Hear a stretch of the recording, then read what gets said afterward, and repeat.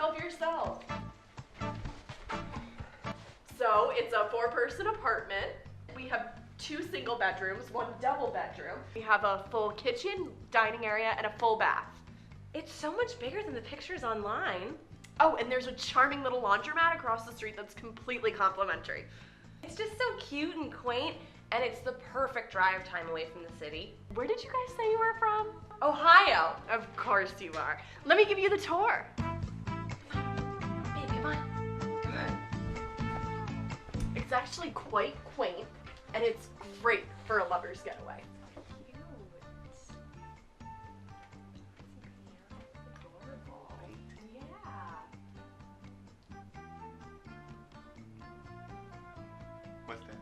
I'm glad you noticed. Edie Falco actually set fire to this apartment kitchen. I know. Let me show you the full bath.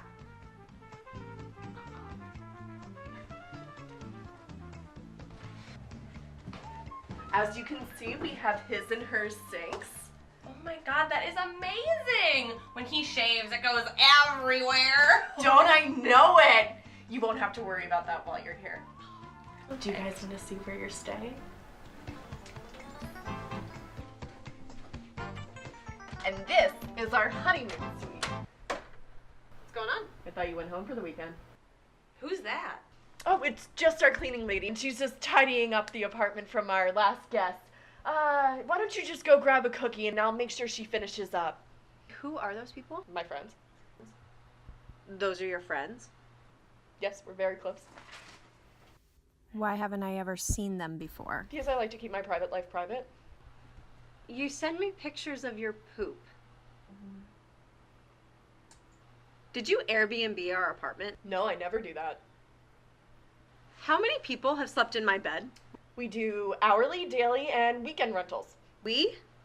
Well, it's just me right now, but I'm really hoping to break into the industry.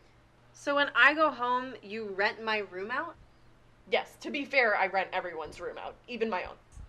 This is a huge invasion of privacy. Do you even change my sheets? Of course I do. Tell those people to leave right now. What if we split the money? How much are you charging these people? $98 a night, 4-night stay. You guys have to see the view from your bedroom!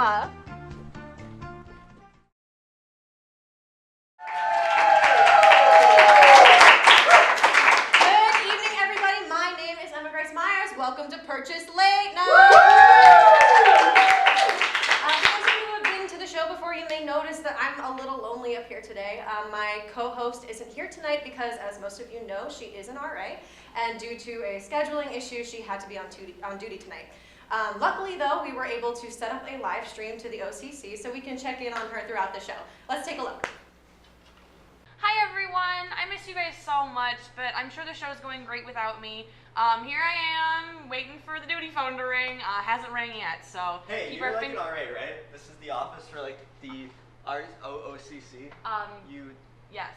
Okay, cool. I have some vomit on my floor. I'm in Peace Street, so if we could, it's the common area, not my floor, but if we could just like, okay. it's gotta get going. Are you okay? Is someone sick? I mean, it was my roommate, but like, he's fine. I went off the floor, you know. It kind of smells. Is your roommate okay? I mean, yeah, this was Friday, so he's fine, but. Wait, this happened on Friday? Yeah. Today's Monday. Today. Okay, but like, still, like, it's still there, like, kind of starting to smell. So, if you could like, could you like clean that up for me, or? No, I can't clean that up for you, but I can call someone and see if we can get it cleaned for right. you. RAs, Nazis, whatever. Oh, yikes. It looks like things aren't going so great over there, but we'll check in on her again soon. But hey, speaking of Nazis, Donald Trump is in Japan this week. Let's take a look at some of the remarks he made in the press conference the other day. We love it when you build cars.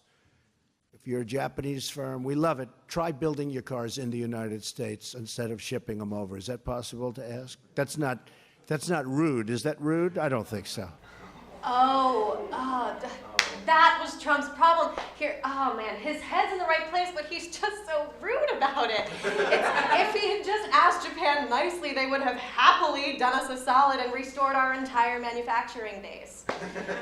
On his Trump, Donald Trump also dined on the finest Japanese cuisine of steaks and chocolate sundaes, as well as a good old American burger at the golf course. That is true.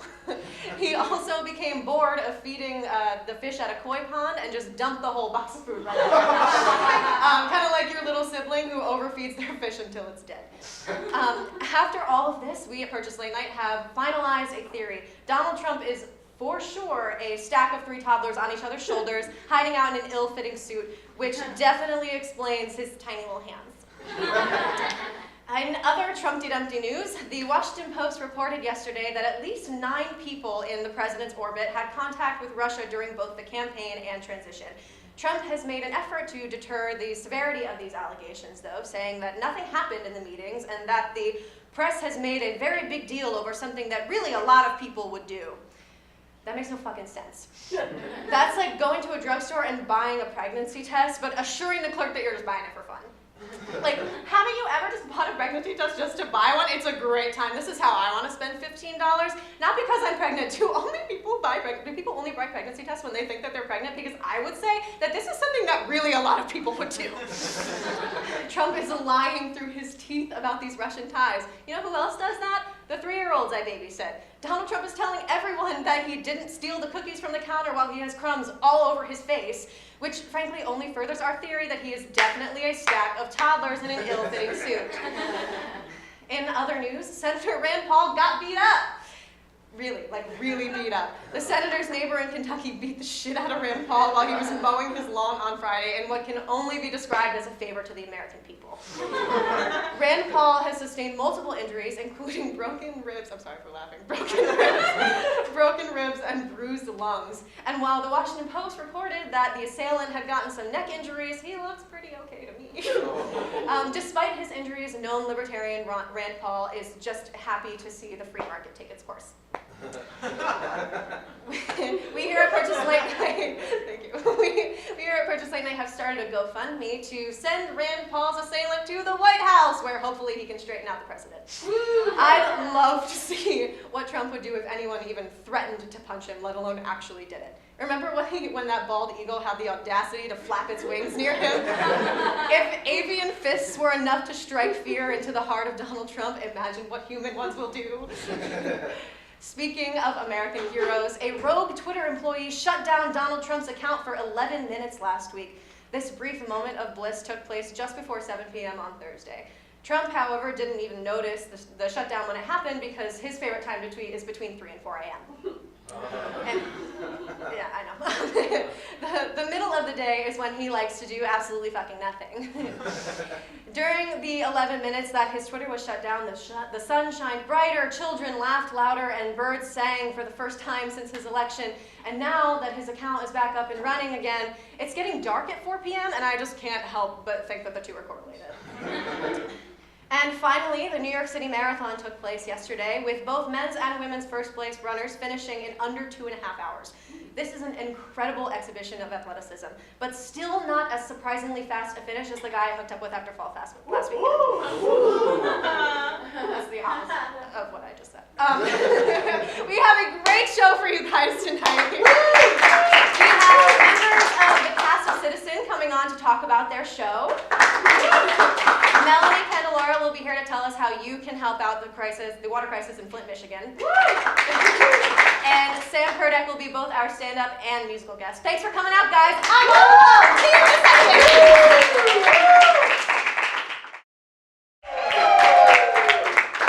Welcome back, everybody. Before we go on to our next bit, let's take 1 second to check back in on Simone in the Office of Community Engagement. Hey everyone, sorry about that last person that came in. I don't know what was going on with that, but this is It's my roommate. Hi, what about them? She shits everywhere. Okay. On the lamp, on the ceiling, on the floor, on my bed. Help me. Wait, you mean like literal shit? Literal shit, like human feces straight out the butt. Do something, please. Okay. I can see if I can get facilities to come out and clean it up. Okay. But might take a couple days, or weeks. Or months. Months? It's feces. Facilities isn't perfect. Well, can I get a new roommate? Oh, that's actually a really long process, and I don't think that we'd be able to get anything done Useless. fast enough to... Help me. Sorry, Simone. Wish you were here. So for our next thing, last week was Halloween. We all know this. So we sent out a couple of our writers to go trick-or-treating in the dorms because we just wanted to see what would happen. Take a look. It's Halloween, Yes, it is. and we're gonna go trick-or-treating. Spookin'. Freshman. Let's Oh, go. Yeah.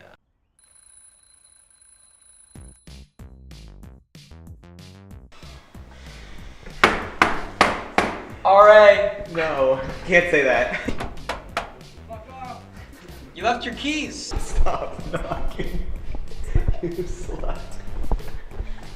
Hey! It's our word. Don't slut shame. Don't. I mean, they're in the festive mood. Yeah, exactly. They got the witch and There's everything. definitely people in there. They're begging for it.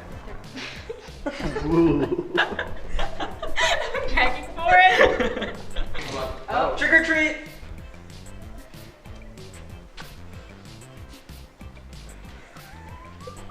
Trick or treat. Nobody's home? Y'all aren't Jen. No. Fuck, do we have any candy? Trick or treat! Oh shit. Oh no. We don't have candy. I'm sorry. You wanna hang out? No. I'm sorry, I got no treats. Do you have any tricks? Nah, I don't got nothing, I'm sorry. Dag. Damn. Go, don't got nothing. You know what that means? Caution. Damn right.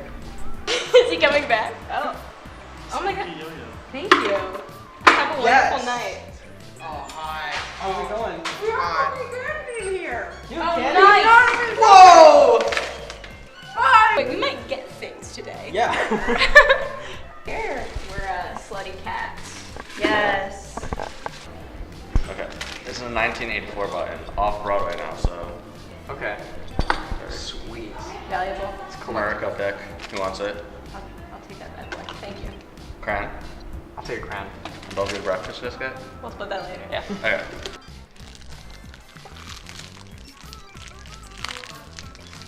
How's your Halloween going? Good, it's very good.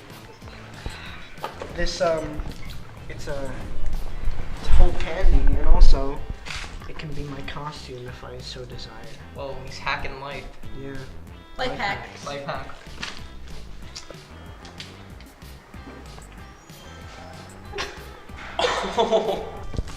So you're making a Halloween documentary?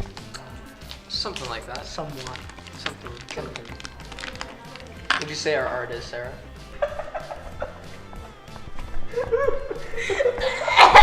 Couldn't tell you. Oh, see you Oh, later. bye. I don't even live here. He doesn't even live here. Can you believe that? So how's trick or treating for you? I think it's pretty profitable, I'd say. We're hitting big. Oh wow. Yeah, I got a crayon. Oh. Big hummus. Yeah. It's from 1984, the Broadway musical. Now Off off-Broadway. Bubblegum pop. Oh, that's Whoa. Would you like a piece of candy? Wait, what? Yeah. Wait, what? I don't know if I'm gonna give you the whole thing. Okay. I'll throw in a crayon and a jawbreaker. You got it. Deal. Yeah.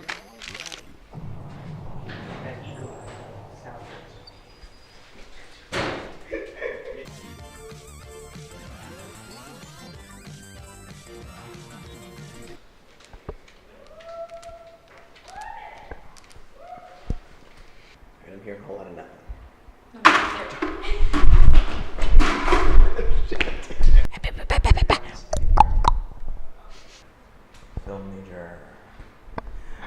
Film major. I can't. When you do shit like that, I don't want to film this for you. Phone. I have nothing left to say. I'm holding the camera. Have a great night.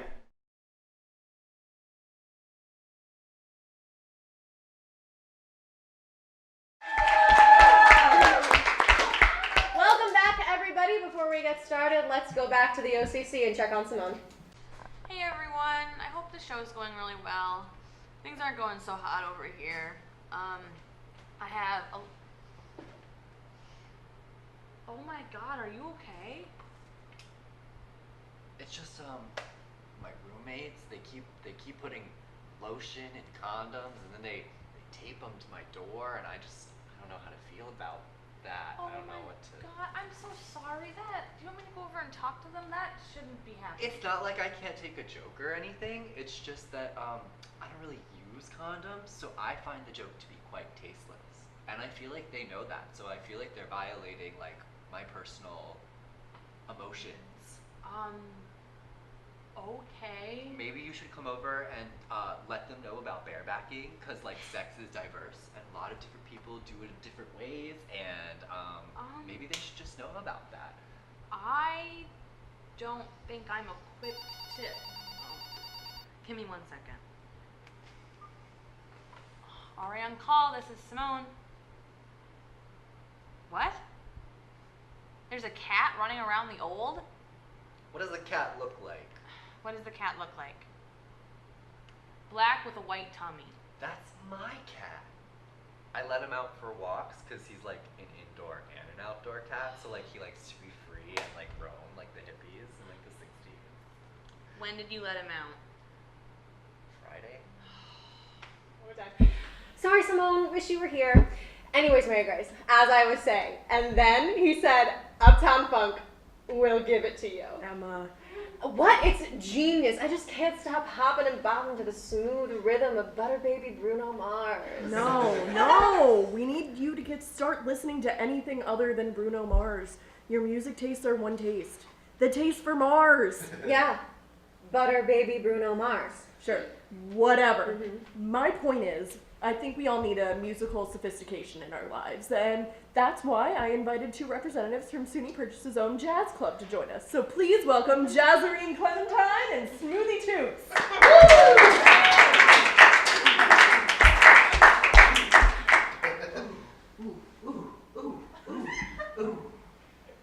Hey, babies. Thanks for having the 2 of us fools on your silly little program. Glad to have you on. Jazz, huh? Never heard of it. I can't stop. All I know is this sweet, sweet baby back rib of a man. You guessed it, Mary Grace, Bruno Mars. Let us heighten and lighten his senses with a smooth and groovy and Jizzy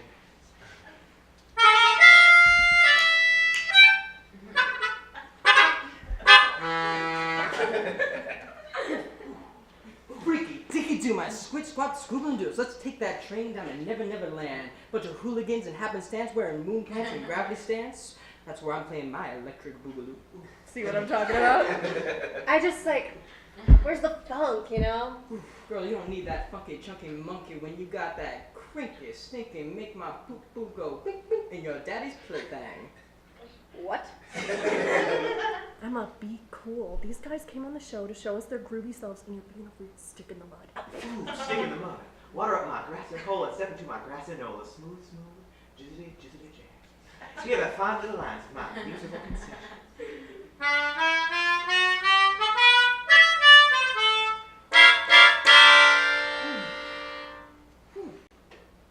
Well, what do you say, us bunch of guys hip hop on over to the bar, give me one of those fizzy, busy, put me in a tizzy, one of those drinks. We do not have a bar here. Say what now? What are these fearful earfuls your squirmy, wormy words are doing to my ears? Oh, guys, we don't serve drinks here. Sorry. Well, we gotta get going. Our juices are running low and drinks don't seem to flow so smoothly. Play me out with one of your classic, world's famous dilly doos. Oh, boss, you know I will, you hound, you crazy cat. Splash me with some of that strawberry flavor. Are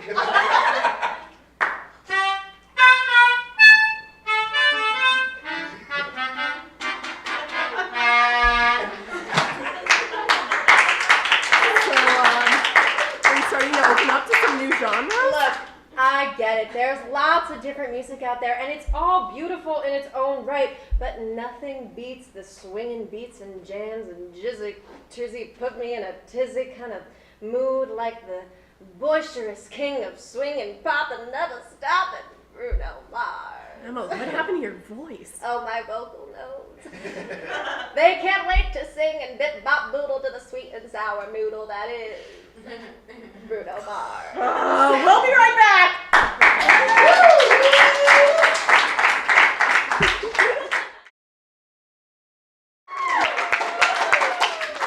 Welcome back, everybody. So I'm starting to get a little bit worried about Simone over in the OCC. Let's just check back in on her one more time. Who pukes on the carpet? Who shits on the ceiling?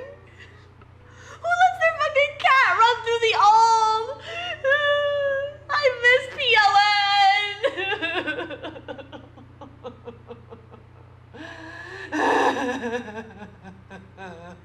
Oh no. Simone, we're so sorry that you have to be on duty tonight, but there's no better way to deal with adversity than sniffing a scented candle and listening to Sam Smith, so you're doing it right. Well, welcome back, everybody. So tonight's guest, our first guest tonight, is two actors. Try again. Welcome back, everybody. Our first guest tonight is two actors from the BA Mainstage Citizen. Please welcome Merlixse and Thalia. Welcome, you guys. Thank you so much for coming on. Thanks for having us. So why don't you tell me a little bit about what Citizen is about? Well, it's an adaptation of Claudia Rankine's book called Citizen, an American Lyric. In the book, it goes through different microaggressions that have happened to her in real life, happened to people she knows, happened to celebrities. The play just goes through these different microaggressions and really capitalizes on the anxiety and trauma people of color feel every day. Amazing. Just kind of goes through the different microaggressions that you might experience as a person of color in America, and really just shows you what racism feels like. Wow. So if we come to the show, what should we expect? It's been playing for a weekend already. Mm-hmm. I've heard amazing things. I cannot wait to see it this weekend. What should we expect as audience members? Expect to feel really uncomfortable. Cool. Yeah. That's my favorite way to feel. Just I think there's so many moments in the show that we're just showing you things that you probably don't think are racist. You also don't even think about the implications of things that you say or do, and how that it affects people. Yeah. Interesting. Especially I don't know, I'll give just one little example that I think is so small, but in the play it does a really good job of explaining how racist it is. There's a little vignette in it where one of the characters is buying something at a store, and the cashier asked him, do you think your card will work? And it's a person of color, and he's standing there with his white friend, and there's a monologue going on throughout it, where they're basically say something, have my back, but the white friend, doesn't say anything, and that's a little tiny moment where I think for me really just captures what it is to feel alone. And so much of this play, it's in the Humanities Theater, it's in a white box, it's just what it feels like to go through racism alone. That's really interesting. Yeah, I saw that, in case anybody hasn't popped into the Humanities Theater lately, it has been painted white completely. So what are you guys' roles in the play? The roles in the play are broken up into Citizen. Cool. So Citizen 1, Citizen 2, 3, 4, 5, 6. Gotcha. Yeah, and it's 13 of us. Yeah, there's 13 of us, and I think what's really cool about this show is that we're playing heightened versions of ourselves and just throwing ourselves into these really traumatic experiences and real moments. I feel like every show we go through the emotions of just I've been here before. Yeah, just every day. I'm here all the time. Just I'm so tired. Yeah. So we basically play heightened versions of ourselves. Awesome. That's really interesting. So if you're playing heightened versions of yourselves, how was the rehearsal process? What did that entail if you were drawing from personal experience? Well, it's personal experience related to Claudia Rankine's work. Right. Yeah. Her book, Citizen, an American Lyric, is a book of essays, like Thalia said. I think it's just putting yourself in her shoes or in the shoes of the oppressor. But the rehearsal process. The rehearsal process was a lot of fun. It was really interesting because we spent a lot of time doing table reading and talking about every single thing in the play. We spent 2-3 weeks just talking about every single line, everything we say, why we're saying it. Moments where we felt like this, or moments where we've seen this happen, might not have said anything. And I think all of that talking, one, like built us really, made us like really strong as a cast because we like move so well together as an ensemble, and it's been like really nice and like fortunate to get to work with like all these people and stuff. And that like team building and that kind of like having open like discussion where like you can say, you can have like a genuine like safe space, like say like, well, I've been through this, or like I didn't know that was like a thing that like, you know, was an issue, was really good and like a big part of our rehearsal process. That's amazing. Awesome. So what was your favorite part about working on Citizen? You got 5 more shows. What are you gonna miss the most? For me, it's just felt like we're all playing all the time. Yeah. Like we're just like fucking around like constantly. Like there's so many wild moments in this show where you're just like, what the fuck just happened? Like I know something wild just happened. But what? Like you're like, I get it, but what am I getting? Yeah. I feel like we have 5 more shows to go. Like come see it once and then come see it again and be like, oh shit, like that's what they're talking about. Like, oh, you see the show, then you'll go like live your everyday life. Like wait. And then you'll see the show again, like, that's that shit. Yeah, that's that shit. There's this one really great moment that's probably my favorite where, like, damn, do I want to give it away? It's not even that big, but it's just fun. It's like a bunch of us there's a big section of the show that's about Serena Williams and, like, the constant racism that she faces, just being a powerful ass black woman in a predominantly white space.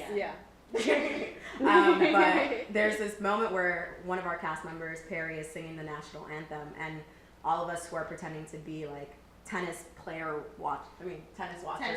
Tennis fans. We like run up and start fighting over the American flag, but like every night when we're doing that, it just gets bigger and bigger, and we're just fighting over like this cloth, and it just seems so ridiculous. And I love this moment because nobody really knows what to make of it. Like you don't know if you should laugh or like if you should be sad. Yeah, like I think that moment is great. I'm not in the moment of like the grouting. I'm like 3 of us are like standing on like these platforms that were built in the 90s, like looking down at it, and every night it gets more and more like ridiculous. But it's like such a fulfilling and confusing thing to watch because you're just like, this is such a bigger picture for something so annoying that we have to be in right now. It's like fun, like I think it's funny. I think it's like hilarious. It's just like. Stop. Somebody's gonna like, punch in the face by accident. Yeah. That's what I'm here for. Well, guys, Thalia and Merlixse said that you have to see it twice, so you got 5 more chances to see the show. Thursday at 7:30, Friday at 7:30 and 10 p.m., and then Saturday at 1:30 and 7:30, all in the Humanities Theater. Make sure you go check the show out. Have a great night, you guys. Thank you so much for coming on. We'll be right back.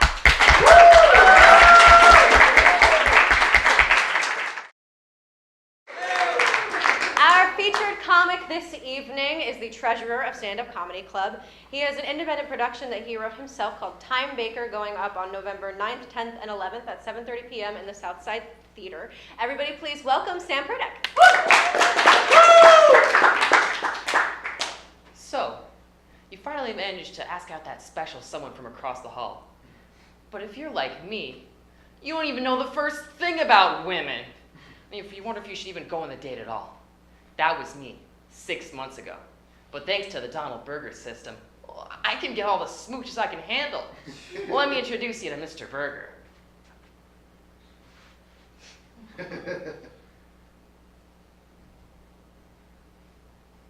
Oh, hello there.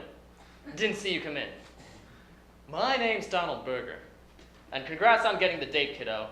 You're well on your way to becoming a man. Now follow me. And I'll teach you how to become the next Tom Brokaw. Lesson number 1. No face-to-face interaction whatsoever. Sometime during the evening, your date may want to make eye contact with your eyes. And when this happens, all you gotta do is look up and over her shoulder at absolutely nothing. And then when she tries to find that nothing you've been looking at, it's ample time to look at the scoreboard, sports fans. Tip number 2, excessive leaning. You as a man should always be leaning. If there's ever a time where you could be leaning, you should be leaning. Number 3, proper bragging. Now you and I both know how much of a winner you are, but how is the new missus gonna know you're the new Burt Backrack if you don't tell her your prestigious accolades. Here's one about Donald Berger, free of charge. You know, I'm in a Led Zeppelin cover band, and our stairway to heaven is 45 minutes long. If you can come up with a brag that intoxicating, well then this woman is gonna have more questions than you have answers for. She will be enamored by the mystery that is you. Now sometimes these do not get the required effect. This is the minor percentile. Here's a underrated premium tip. Vape. Underline that in your notebook. A woman loves it if a man can illuminate the room with a scent of that of Windex, but also nacho cheese Doritos. And if you can puff a ring onto that finger, well then you don't need Donald Berger anymore. And finally, once you've done all these three things, congratulations are in order. You've won the date, kiddo. And once you've asked this woman, and she brings you back up to her apartment for a cup of coffee late night, tell her Donald Berger sent you. I'm Donald Berger, and thanks for watching.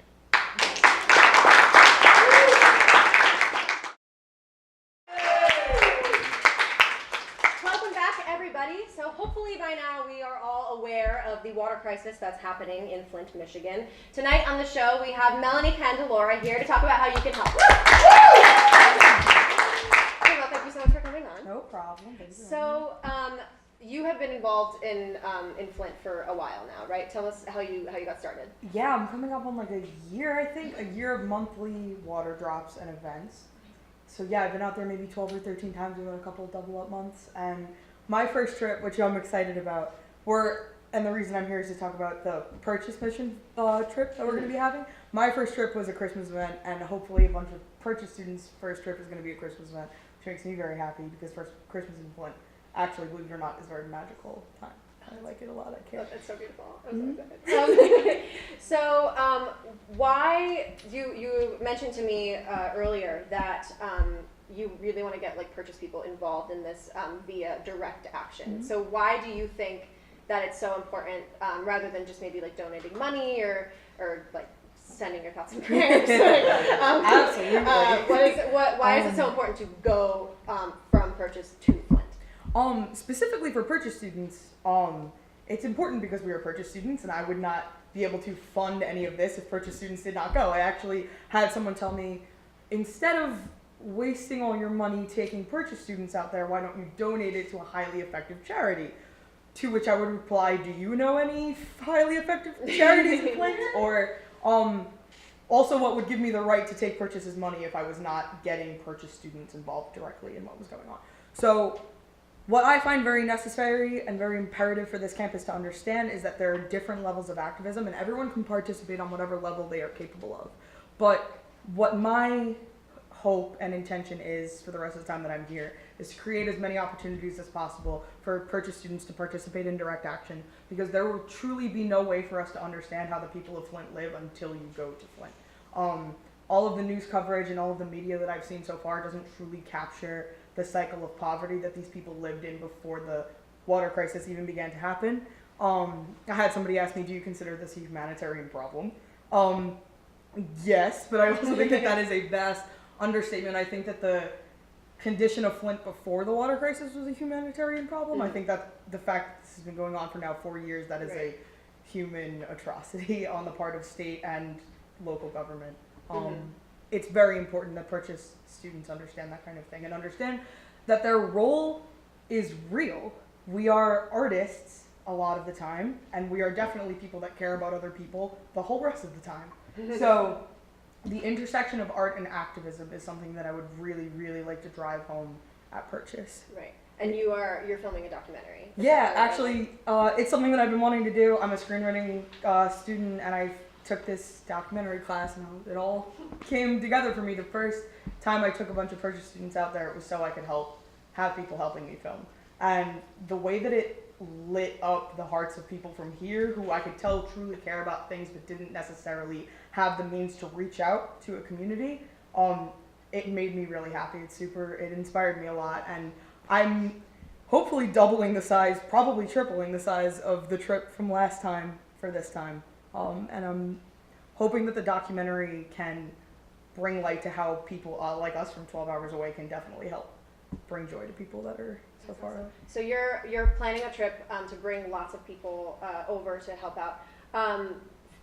First of all, who was the first person? Like, how did you end up? Like, you personally end up getting involved like a year ago? Like, who introduced you to this? My boyfriend was like, "Mel, nothing's going on in Flint. No one's helping Flint, right? Would you like to go and drop off some water?" And I said, "Okay." And since then, it's really and again, it was one of those things. Until he brought it up to me, even I had let go of how pressing it was because it had been so long since it was in the media cycle. Right, because it's been going on since like 2004. Yeah, exactly, right? Like 4 years now. And everybody knows this, that our attention span as a country, especially with how many problems that we face in the current day, it's very, very small. Which is what made me excited. I hesitate to use the word excited, but when Purchase started having water problems, I thought this is going to be what invigorates this campus to help Flint, which I would like it to be. I know that Purchase students care about their water, and they should. What I would like to reiterate is that when we allow things like the Purchase water problems to happen without any sense of direct action, no demonstration, no list of demands on part of just the student body, only on part of the green team, we tell state-sanctioned institutions that clean water is not something that we're going to fight for. Right. It had been going on for years, and now it's starting to bleed into other areas, and it's going to continue to do that until we make an active effort on our part and do what we can to tell people that clean water is not a privilege, it is a right demanded by all American people, and something that all of us have the opportunity to fight for. Right, yeah. So in these trips that when you go to Flint, you've gone 12 or 13 times at this point, which is amazing. What do you actually do in your trip? Like, what's the day-to-day like? The one constant is a water drop every either Saturday or Sunday. So we go and we pick up 2 to 4 usually pallets of water, loaded up a Penske truck, and we head to the most affected areas in terms of like the poverty that was already existing before it went there, and the accessibility in terms of who can get to where. I mean, there's water distribution sites, but a lot of people don't have access to those anymore. So we bring them to specifically River Park and Regency Apartments. There are a couple of like public housing places in Flint. There's a lot of kids that like us now, and we like to go out there. Last trip, we went to a disabled and elderly facility because they're homebound. They can't get to the water distribution site, so that's now one of our points. We hit that every time now. And then based on a month-by-month thing, like this month, and specifically with Purchase students, we're going to be running a Christmas event with Little Miss Flint. I don't know if anybody's ever heard of Little Miss Flint. She is amazing, and she is a child activist, not a teen activist. She's 7 or 8 years old, and her mother co-run events. They're Pack Your Back events, and they're school supply drives. So we're running a school supply drive, a toy drive. We're going to have Nike giving out shoes. We're having a couple of NBA players from Flint that are going to be out there talking to the kids. And what I would like specifically from Purchase students is everyone to bring what they care about to these kids. So musical, improv, comedy, things like this they light people up here. And it is what I would like to bring specifically from Purchase to Flint. So if there's anything at all, if you like crafting or if you think you can paint nails very well, like the kids of Flint deserve that. And it's going to be at very little cost to you besides your time. And I think it could really make a positive impact. That's really wonderful. Well, you guys, if you would like to get involved in Flint, Michigan, there is a general interest meeting for this trip happening on November 9th at 8 p.m. at the Free Store above D Hall. The trip itself is happening December 8th through the 11th. So if you want to go, if you would like to go to Flint. We're going to Flint. We're going to Flint. It's a great time. We're going to put boots on the ground in a good way. Exactly. Absolutely. And we're going to do what we can to help out our neighbor. Thank you so much. Well, guys, thank you so much for coming on, Absolutely. Melanie. Thank you. We'll be right back.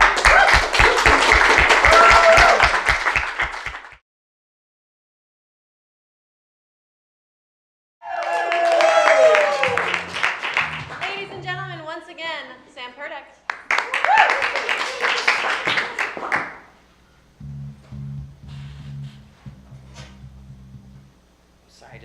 feel, I feel a little hot. Can you hold this just for a second? I will hold that. Guys, I'm so sorry, you guys. It's just so embarrassing. So. Oh, I'm sorry. Oh, jeez. Oh, Spideys, I'm sorry. Okay.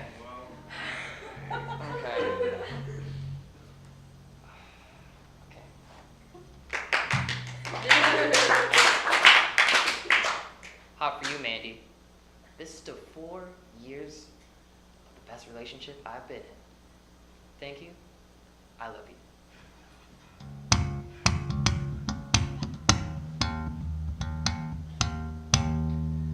Some people say that too much of anything isn't good for you. I don't know about that. There's times when we've loved, that we've shared love, made love, and it just doesn't seem to me like it's enough. It's just not enough. It's just not enough. Oh, babe. Darling, I can't get enough of your love, babe. Girl, I don't know why. Can't get enough of your love, babe. Some things I can't get used to. No matter how I try. It's like the more you give, the more I want. And baby, that's no lie. What can I say? What am I gonna do? What should I say when everything is you? What kind of love is this that you're giving me? Is it in your kiss or just because you're sweet? Girl, all I know is every time you're near, I feel a change. Something moves. I scream your name. What's love got to do? And darling, I can't get enough of your love, babe. Girl, I don't know why. Can't get enough of your love, babe. If I could only make you see, make you understand. Girl, you love me is all I need, and more I can stand.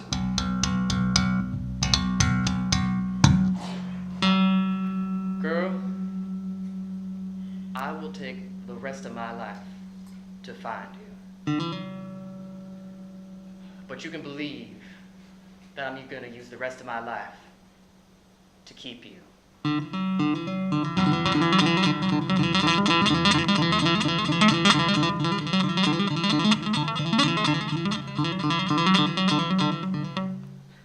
Thank you, Mandy, for 4 sexy years.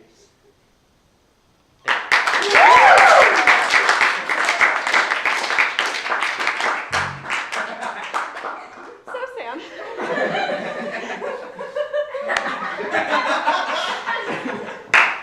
So, where do we go if we want to hear more? You go to Flip the Script YouTube page. There you go, folks. Well, everybody, that is our show. Thank you so much to Sam and the cast of Citizens and Melanie for coming on tonight. Please make sure to follow us on all of our social media. That's Facebook, Twitter, and Instagram. Come back again next week. We'll have an all-new show for you. Have a great night.